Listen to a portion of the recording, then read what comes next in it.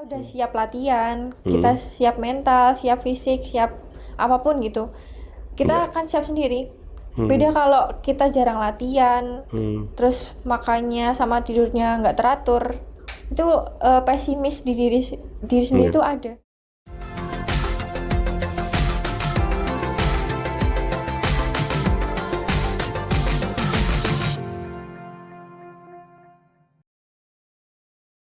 Assalamualaikum warahmatullahi wabarakatuh.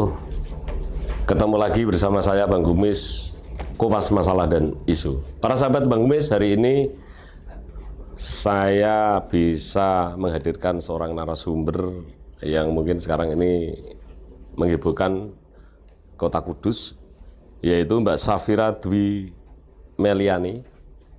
Beliau ini peraih medali emas di Singapura, persiapan SEA Games di Singapura, dan anak ini cantik sekali dan sekarang masih kuliah. Saya tanyakan langsung pada Mbak Safira. Assalamualaikum Mbak Safira. Waalaikumsalam. Salam sehat. Salam sehat. Salam olahraga. Jaya. Ya, Mbak Safira, kapan kembali dari Singapura? Kan kemarin di Singapura berapa hari ya ketika mengikuti perebutan apa itu kemarin itu? 8 tahun South Asian Championship di Singapura. Medali emas diraih oleh Mbak Safira. Iya. Kapan kembali ke tanah air? Kembali ke Indonesia tuh tanggal 28 Februari kemarin. Terus saya karantina 3 hari di Padepokan Pencaksilat di hotelnya. Terus baru kembali lagi kemarin tanggal 29-an ke Kudus. Karantina berapa hari di Jakarta? Kalau di itu tergantung sama vaksinnya. Kalau udah vaksin 3 itu 3 hari. Kalau vaksin 2 itu 5 hari, kalau vaksin 1 7 hari. Mbak Safira kebetulan sudah berapa kali? 3 ya? Booster yang terakhir. Ya. Kemudian saya akan bicara kaitan dengan kegiatan Mbak Safira di Singapura. Siapa yang mendampingi Mbak Safira di Singapura pada waktu itu?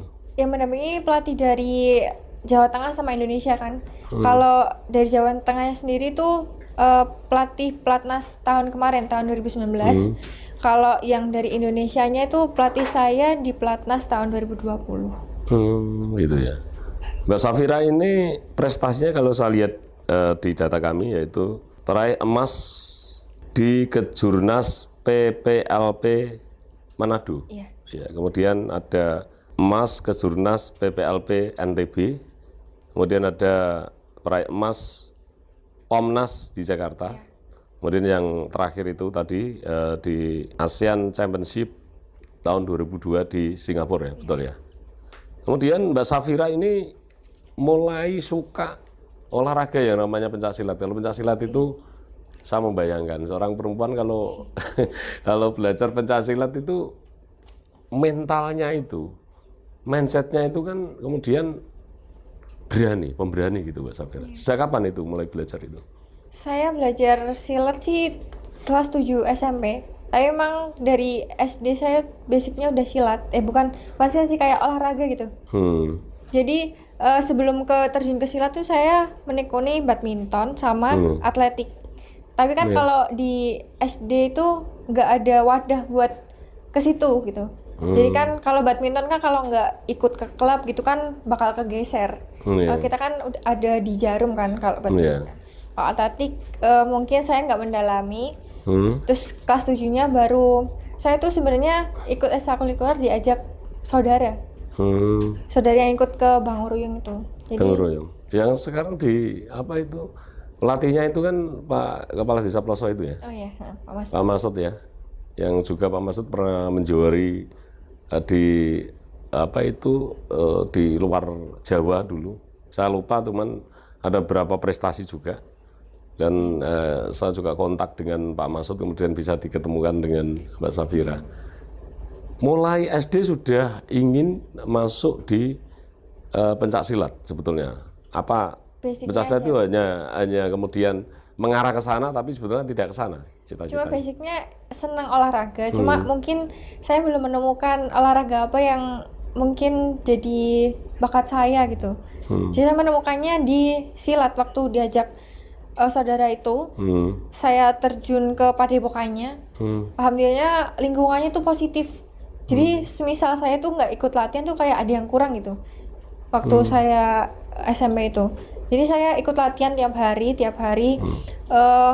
Dan saya tuh dikasih motivasi dari Pak Masud sendiri juga.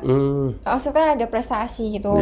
Buat kalian SMP ke nanti daftar SMA bisa mudah kan dari piagam-piagam. Terus kalau daftar kuliah juga mudah. Saya dapat dari situ sih. Dan memang terbukti seperti itu ya. Sekarang kuliah di mana Mbak Safira? Saya di UNES. Di UNES. Ambil jurusan? BCKR, olahraga. Seperti halnya gurunya Mbak Safira Pak Masud ya. Kemudian apa jenengan nggak takut? Pencak silat itu kan identik dengan pertarungan, dengan ada lawan, kemudian saling pukul gitu. Kalau saya sendiri pribadi enggak, cuma yang mungkin takut tuh ibu dulu. Gitu ya? Sampai nggak boleh kan orang cewek sih gitu kan. Cewek iya.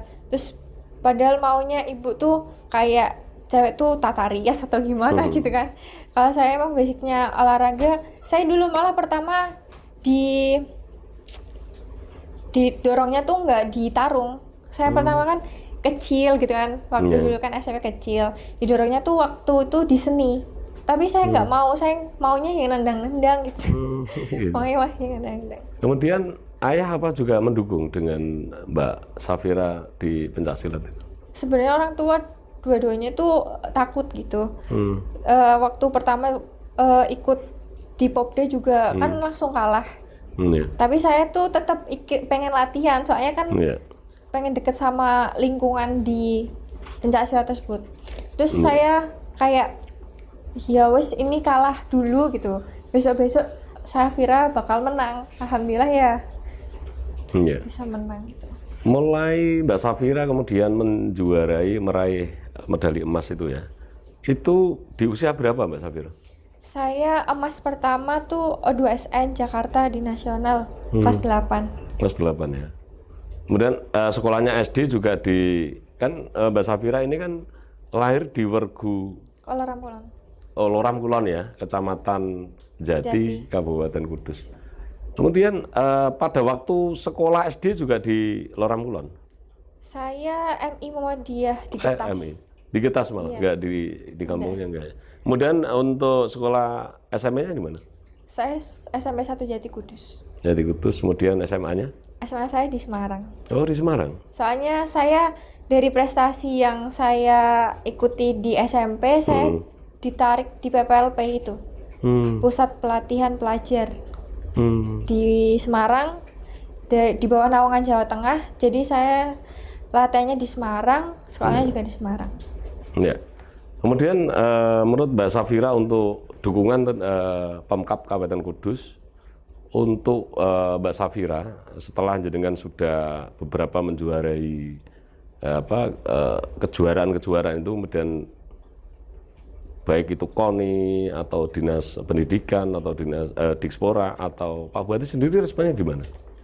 Kalau kemarin sebelum Pak Masud ada pamit ke KONI, KONI belum tahu. Jadi saya pamit ke Pak Masud pamit ke KONI, baru KONI bilangnya kalau sudah seleknas Safira diajak ke KONI gitu. Terus baru kalau kabupaten yang Dispora itu belum ada. Kalau dari Bupati kemarin waktu pamitan mau ke Singapura.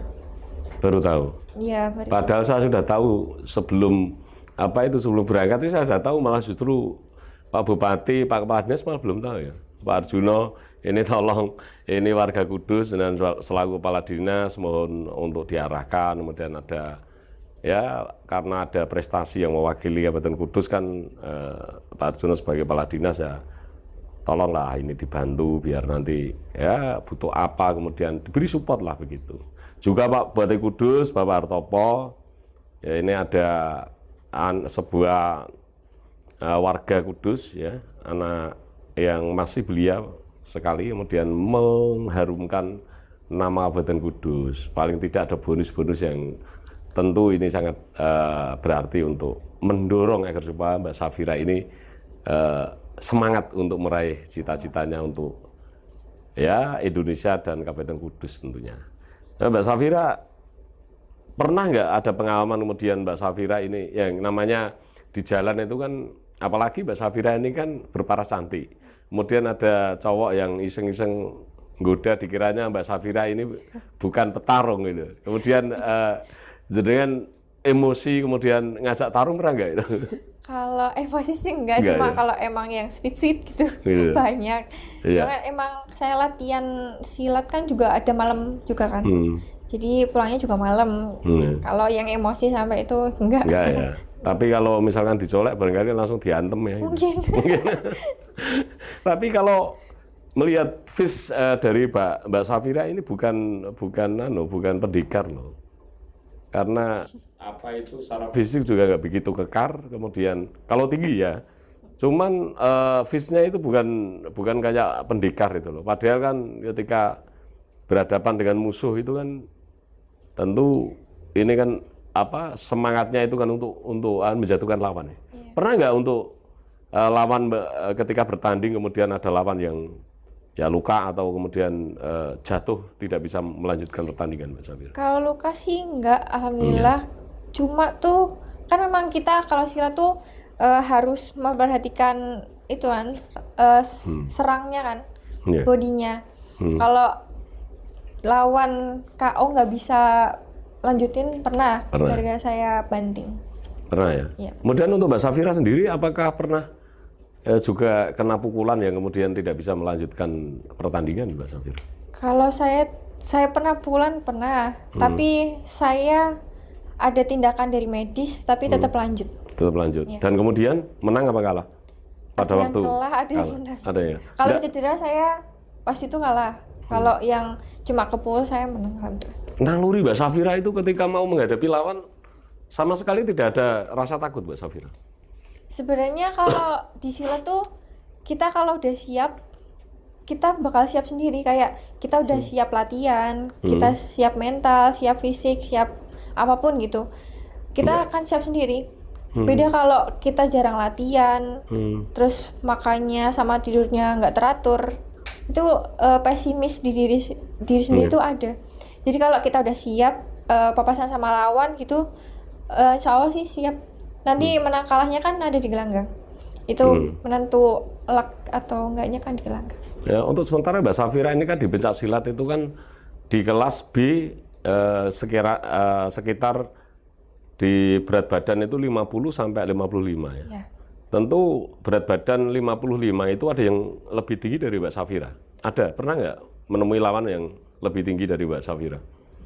Setara sih. Setara ya? Kalau badan lebih kekar, ada nggak? Ada ya. Yang kemarin kan saya seleknas itu sama TNI Angkatan Laut. Oh, TNI Angkatan Laut yang masih aktif? Ya, cuma memang latihannya tuh masih nyolong-nyolong gitu. Kalau pagi dia kayak dinas gitu kan, malamnya dia yang latihan gitu.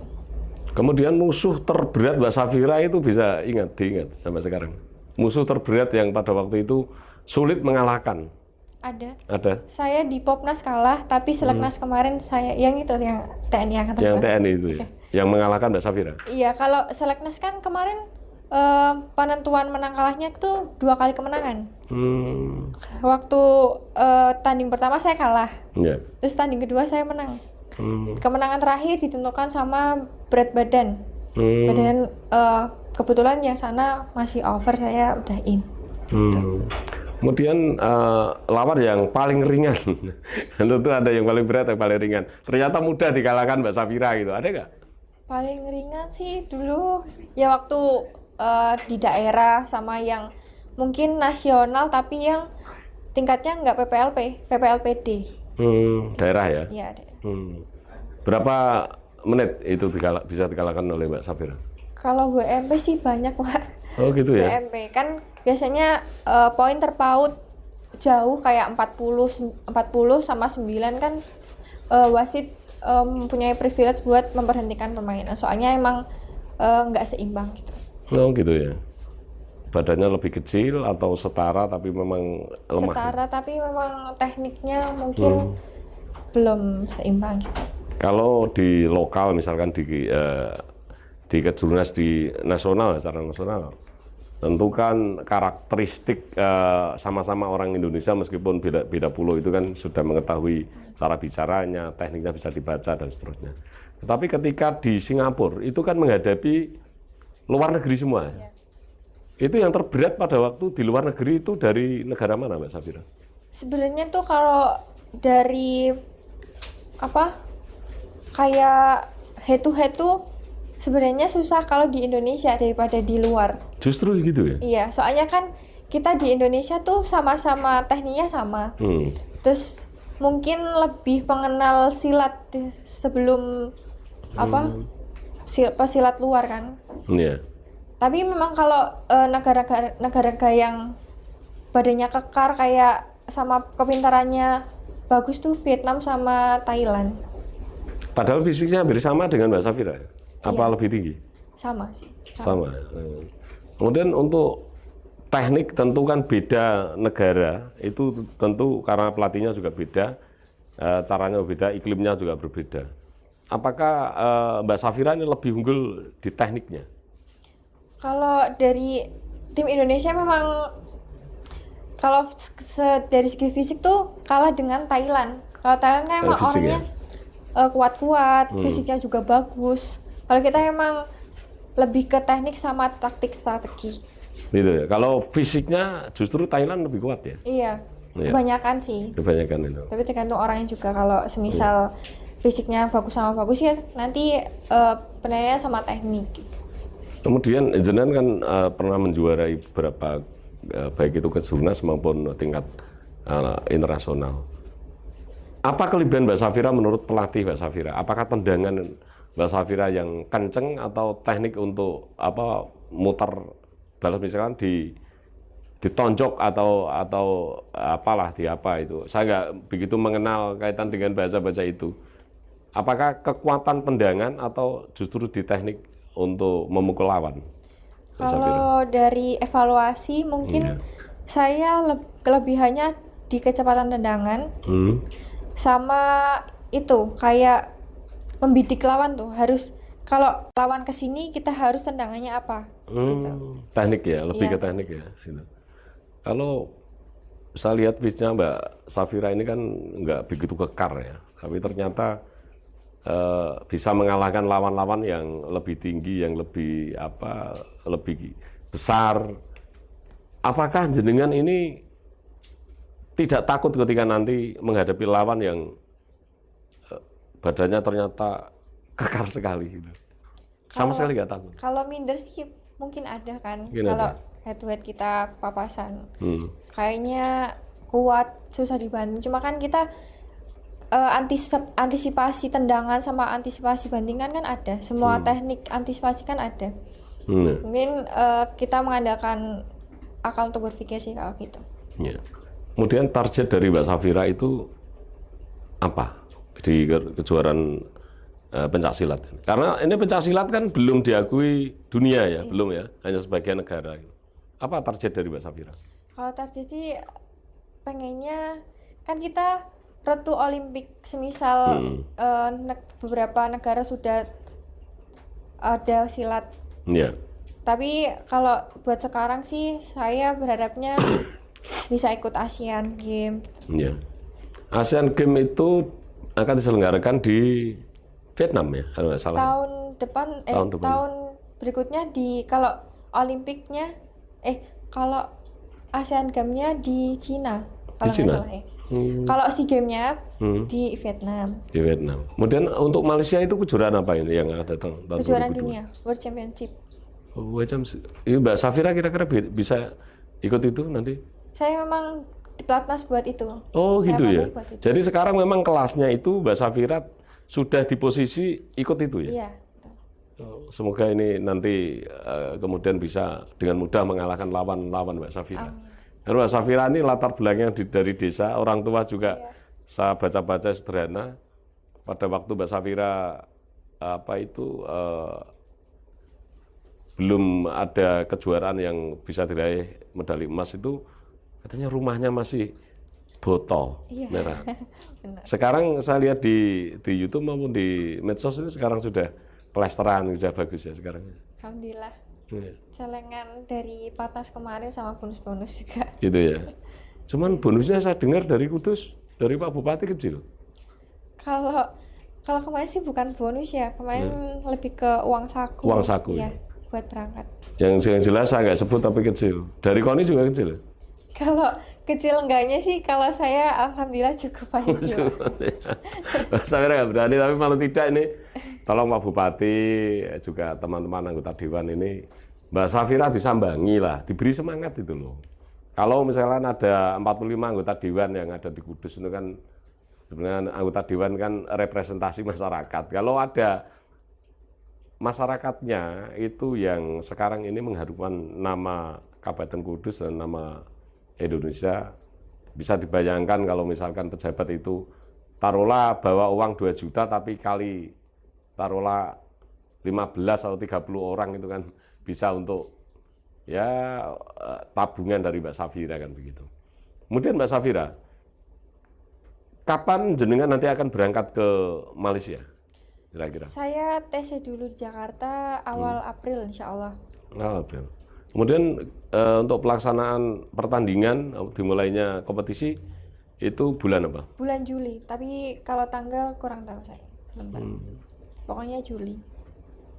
Apa Mbak Safira cita-citanya ketika Mbak Safira nanti kemudian saya doakan dan semoga masyarakat Kudus semua mendoakan dan seluruh bangsa Indonesia, masyarakat di Indonesia harus supaya mendoakan Mbak Safira ini ketika nanti bertanding di kompetisi yang di internasional yang bisa membawa bangsa dan negara ini kemudian bisa tersenyum dan bendera merah putih bisa dikibarkan di Malaysia. Mohon doanya supaya Mbak Safira ini bisa memenangkan event yang sangat bergengsi ini. Kemudian Mbak Safira ketika nanti memenangkan pertandingan di Malaysia yang notabene adalah level paling tinggi ya untuk kegiatan kejuaraan pencaksilat. Apa cita-cita untuk orang tua agar supaya nanti bisa membahagiakan orang tua? Saya sih kalau orang tua mestinya pengennya paling tidak tuh mau umrohkan gitu. Umroh ya. Ya. Ya. Paling nggak bisa tahu lah tanah suci kayak apa gitu kan. Kalau sekarang mungkin orang tua sih jelas alhamdulillah udah bangga. Yang penting jelas gitu. Iya. Kalau saya kadang bilang, Bu, semisal kalau bisa nggak usah kerja, Safira aja yang mau ikut doang gitu. Ibunya usia berapa? 47 sih. 47 masih muda. Cuma kan itu penjahit, jadi di rumah jahit. Iya, kadang kalau udah punya kolesterol kadang kan kalau umat kan cuma jahit sebentar terus udah selesai. Kalau Bapak sendiri kerja di mana? Ke buruh bangunan. Sampai sekarang? Iya. Masih buruh bangunan? Iya. Padahal anaknya peraih medali emas loh. Ya seharusnya ini kan memang pihak pemerintah harus bisa memikirkan ini agar supaya jangan konsen di ikut event-event kejuaraan internasional kan begitu. Ya tentu orang tua bukan masalah harta benda untuk membagian orang tua. Anaknya kalau sudah di TV kemudian ada syuting kemudian Mbak Safira masuk di televisi itu sudah bangga. Itu melebihi intan brilian Mbak Safira ya.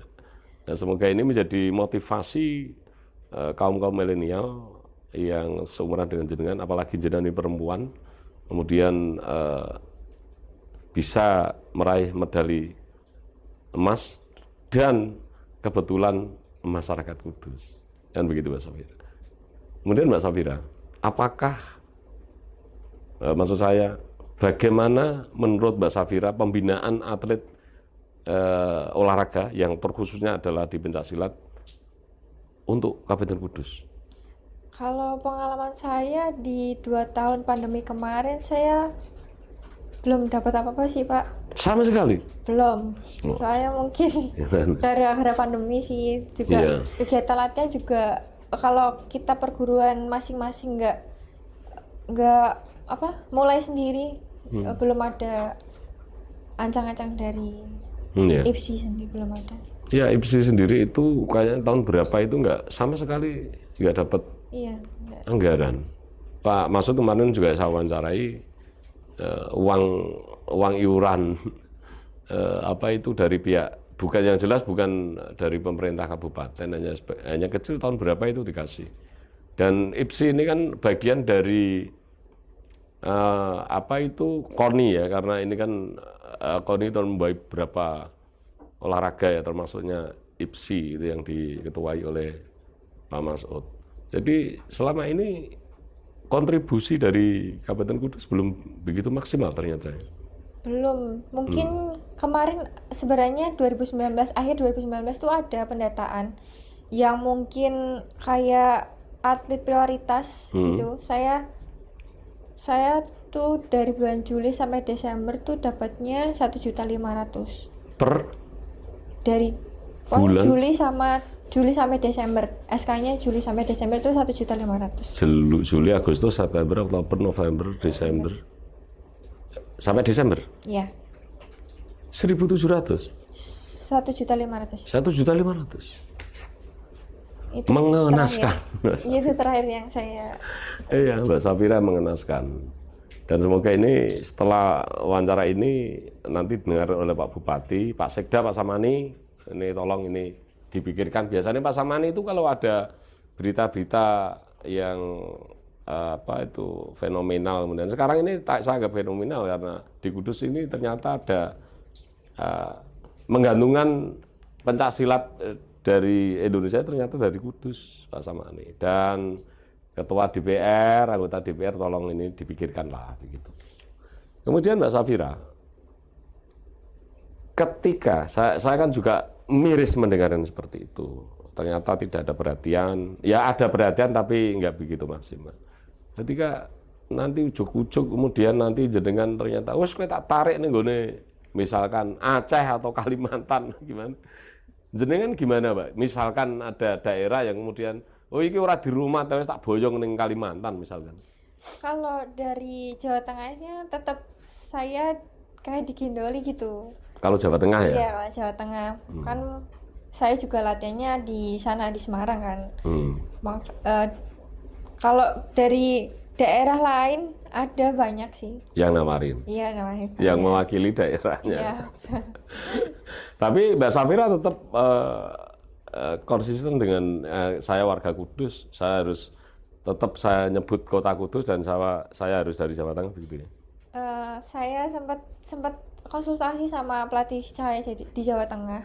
Bilangnya bagaimanapun kota kamu kayak misal nggak ada perhatian, nggak ada apapun yang menunjang prestasi kamu tetap latihan buat di situ. Soalnya kan kamu tuh lahir dari situ gitu kan. Lahir dari situ yang latih kamu juga dari Kudus gitu. Semisal saya bandel pun saya bisa kayak keluar. Iya. Keluar saya ditawarin di sini padahal ibaratnya gajinya lebih besar atau saya diprioritaskan kan.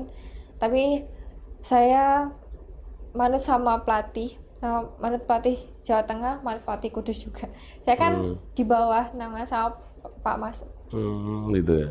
Ya ini ternyata Mbak Safira ini memang kepingin jenengan diakui di Kudus dan diakui di Jawa Tengah. Tapi dengan syarat tentu ya. Ini kalau ini saya ngomong pemerintah Kabupaten Kudus dan Jawa Tengah, karena sebagian saya juga ada kenal di anggota Dewan di Provinsi Jawa Tengah. Semoga nanti setelah ini saya tak coba ketemu dengan teman-teman anggota Dewan, pimpinan-pimpinan saya anggota Dewan Jawa Tengah. Nanti saya tak matur sama beliau-beliau. Karena ini ternyata Mbak Safira ini punya kesempatan untuk menjuarai kejuaraan tingkat internasional dan itu adalah kejuaraan bergengsi. Kemudian Mbak Safira, jenengan tadi kan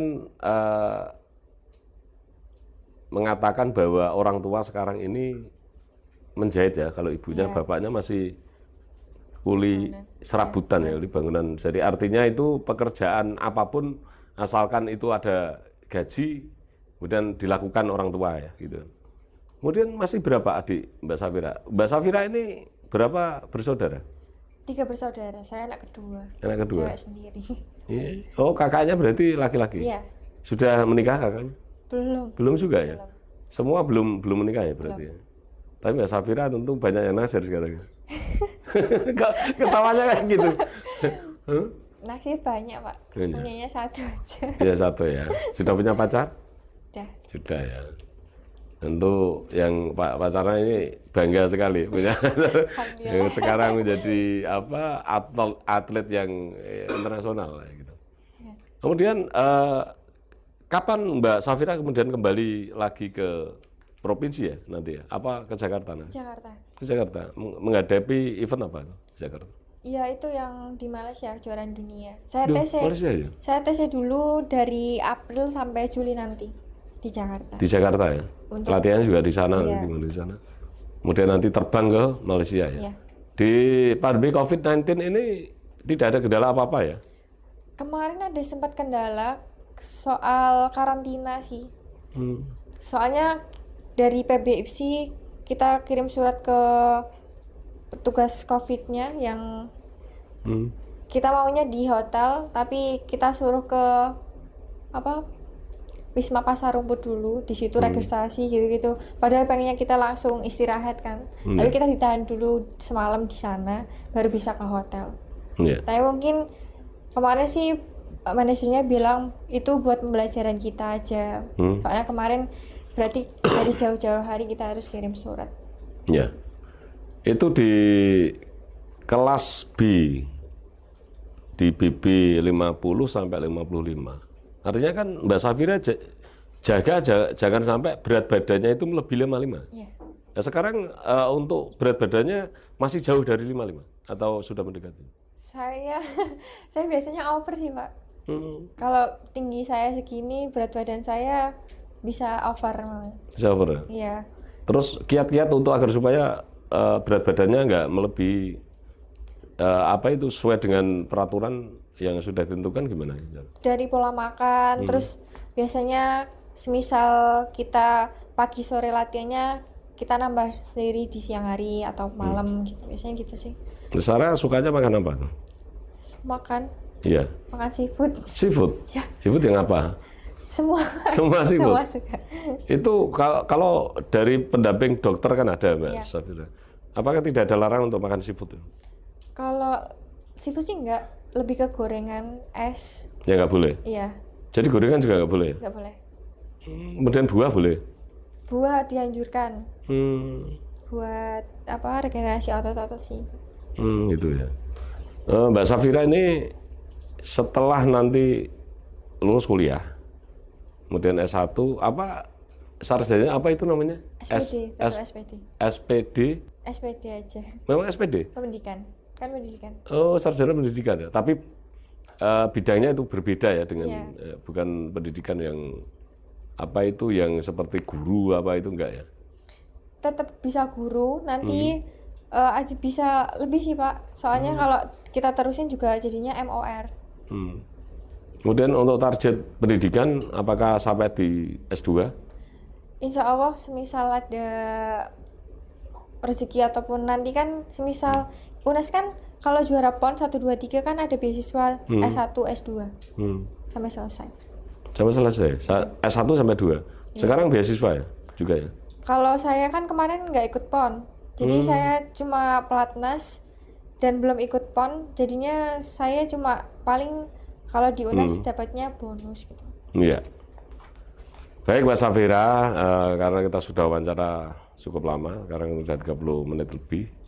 Saya mau minta closing dari Mbak Safira untuk seusia Mbak Safira terkhusus perempuan agar memberi semangat terkhusus orang Kudus karena jadi orang Kudus dan Jawa Tengah dan tentu secara umum adalah Indonesia.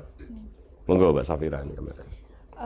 Untuk sahabat-sahabat saya mudah-mudi Indonesia ataupun asli dari Kudus, saya perwakilan atlet dari Kudus memberikan kepercayaan bahwa atlet putri itu nggak melulu kalah dengan atlet putra. Jadi kita harus lebih dari atlet putra. Jadi semangat sama kecerdasan kita buat berpikir gimana caranya kita nggak boleh kalah dari atlet putra, dan semangat juga nggak boleh kalah dengan atlet putra.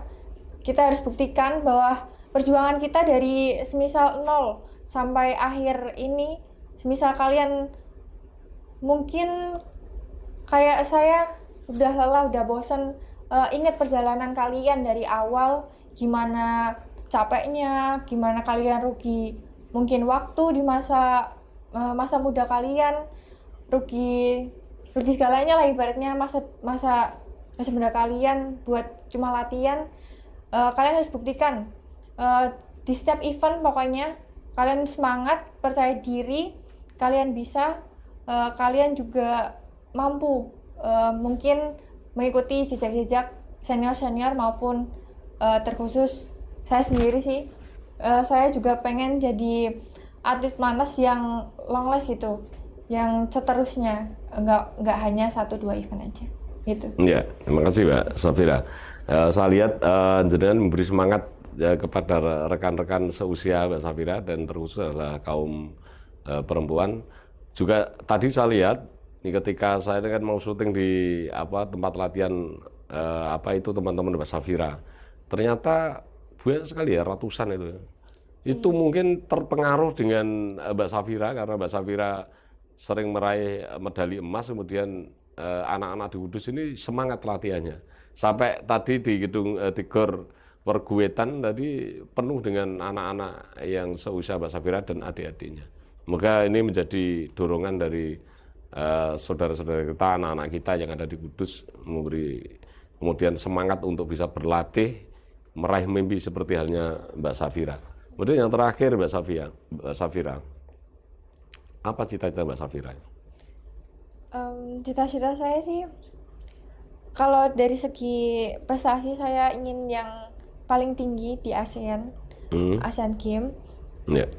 Nanti juga semisal saya udah lulus, saya mungkin mengejar PNS, kalau enggak nanti ada peluang-peluang usaha yang lain dari mungkin kerja keras saya waktu jadi atlet. Bonus-bonusnya mungkin bisa saya tabung, saya bisa belikan rumah ibu, bapak dengan layak lah gitu.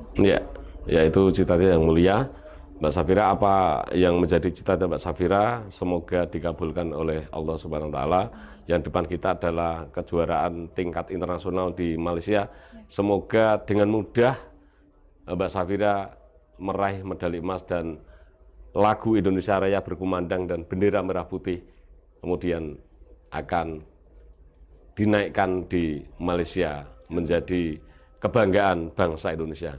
Sekali lagi titip salam buat keluarga Mbak Safira, semoga orang tua Mbak Safira dan adik-adiknya juga diberi kesehatan, dijauhkan dari segala penyakit COVID-19 dan penyakit apapun. Sekali lagi terima kasih Mbak Safira, semoga Mbak Safira selalu sehat selalu dan nanti menghadapi kejuaraan internasional kemudian fit menghadapi lawan-lawan dari Mbak Safira. Terima kasih sekali lagi Mbak Safira.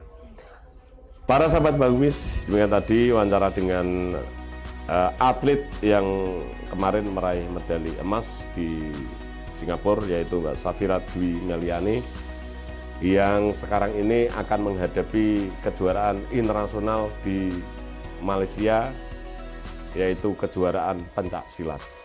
Dan sahabat Bagumis, sampai ketemu lagi di lain kesempatan. Wassalamualaikum warahmatullahi wabarakatuh. Salam sehat.